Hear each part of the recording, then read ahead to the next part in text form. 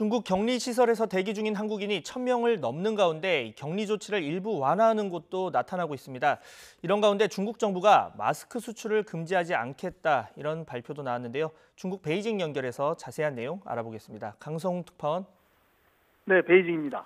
네, 중국에 간 우리 국민의 불편 계속되고 있는 상황인데 지금 격리 조치를 완화하는 곳도 있다고 하는데 어느 지역입니까?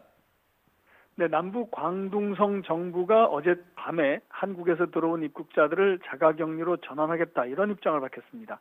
광둥성에는 광저우와 선전, 후이저우 등 우리 기업 관계자들이 많이 가는 곳인데 지금까지 지정시설에 강제로 14일간씩을 격리시켜서 불편이 컸던 곳입니다. 주중 대사관과 현지 광저우 총영사관이 적극 이의를 제기해서 현재 지정시설에 격리된 우리나라 사람 500여 명이 이제 오늘부터 단계적으로 귀가를 할 수 있게 됐다고 합니다.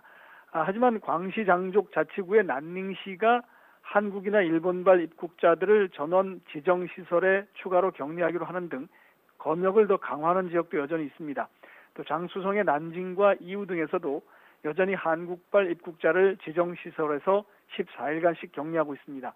중국 내 지정시설에서 격리 중인 한국인의 수가 여전히 1,000명이 넘는데 오늘부터 광둥성에서 격리가 풀리면 이 숫자는 좀 줄어들 것이 아닌가 이렇게 전망이 되고 있습니다.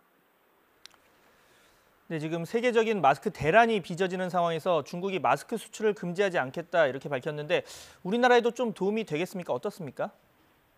당장 큰 효과를 기대하기가 쉽진 않겠지만요. 중국이 일단 마스크 생산에 자신감을 표시한 것으로 이해가 되고 있습니다.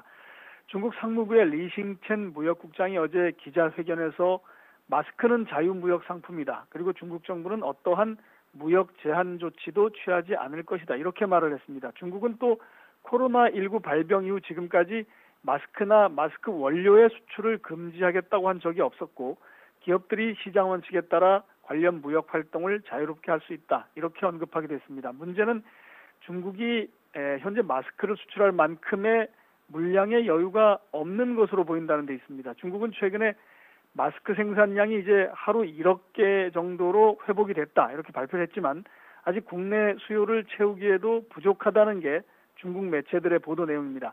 때문에 중국의 코로나19 상황이 계속 진정이 되면서 공장의 가동률이 높아져야 이 마스크의 수출도 조금씩 원활해질 것으로 보입니다. 지금까지 베이징에서 YTN 강성웅입니다.